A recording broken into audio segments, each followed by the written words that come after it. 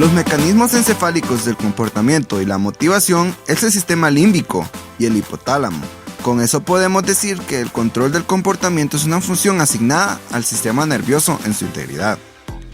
A continuación, estudiamos las causas de los impulsos que activan las motivaciones, especialmente el control que ejerce este sistema sobre el proceso de aprendizaje y los sentimientos de placer y de castigo.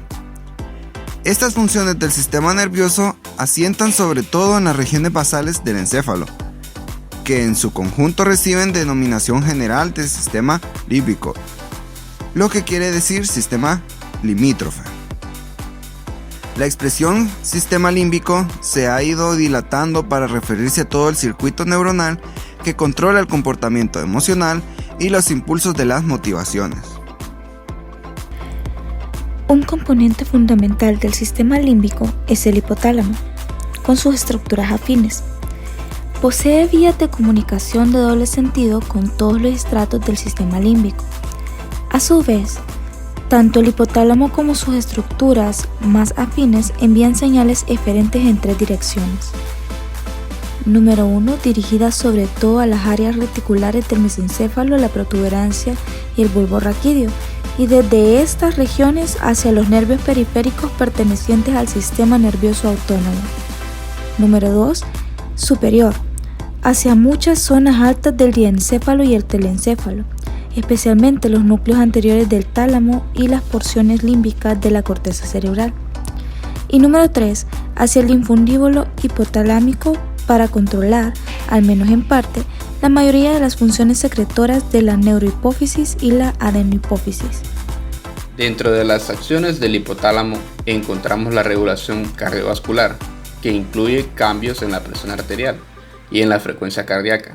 La estimulación del hipotálamo lateral y posterior eleva la presión arterial y la frecuencia cardíaca, mientras que la activación del área preóptica suele ejercer unos efectos opuestos, provocando una disminución de ambas variables.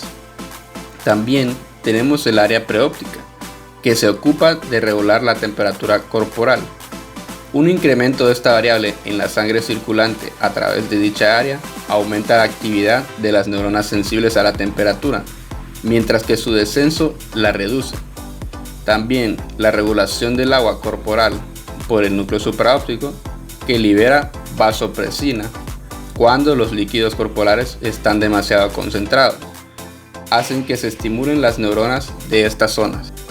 La regulación de la contractilidad uterina y de la expulsión de leche por la mama también está regulada por el hipotálamo, precisamente por los núcleos paraventriculares que segregan oxitocina.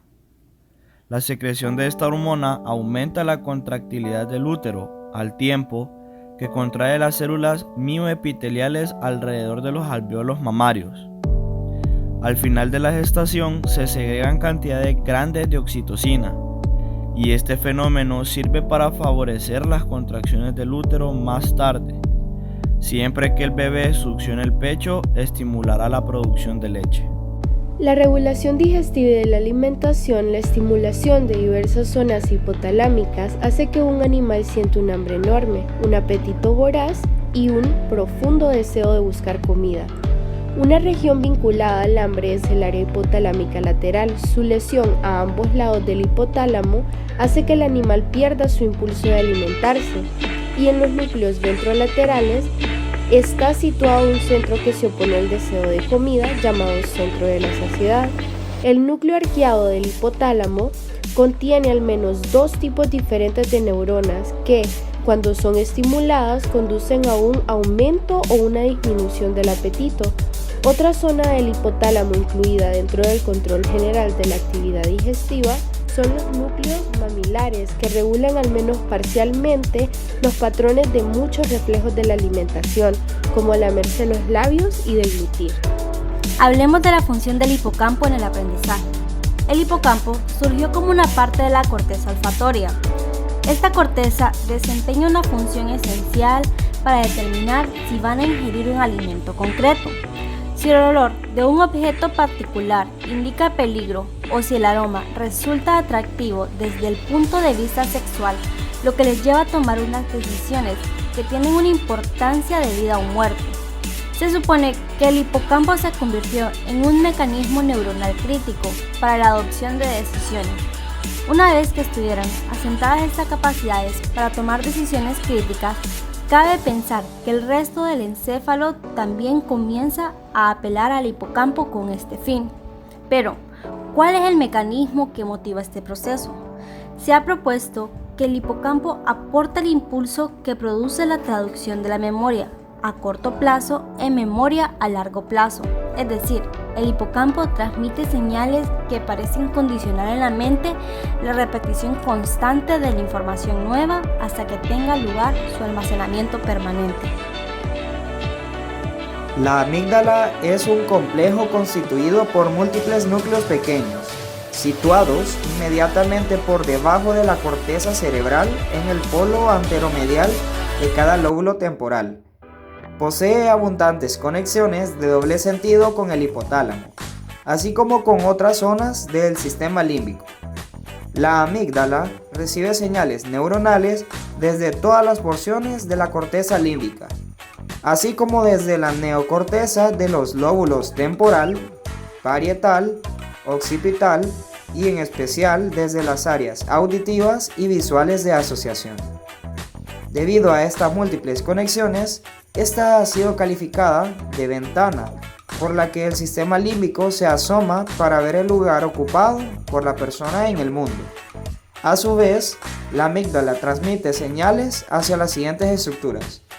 De vuelta hacia las mismas áreas corticales anteriores, el hipocampo, la región septal, el tálamo y especialmente el hipotálamo. Los efectos de la estimulación de la amígdala. La amígdala puede generar casi los mismos efectos que los suscitados por la estimulación directa del hipotálamo, aparte de otros más.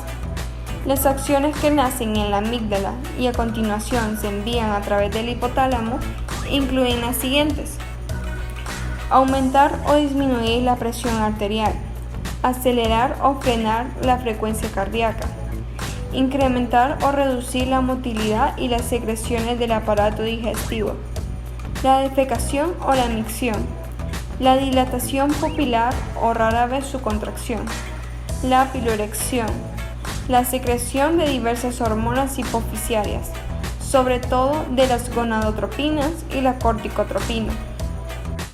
Aparte de estos efectos en los que interviene el hipotálamo como mediador, la estimulación también puede ocasionar movimientos involuntarios de distintos tipos.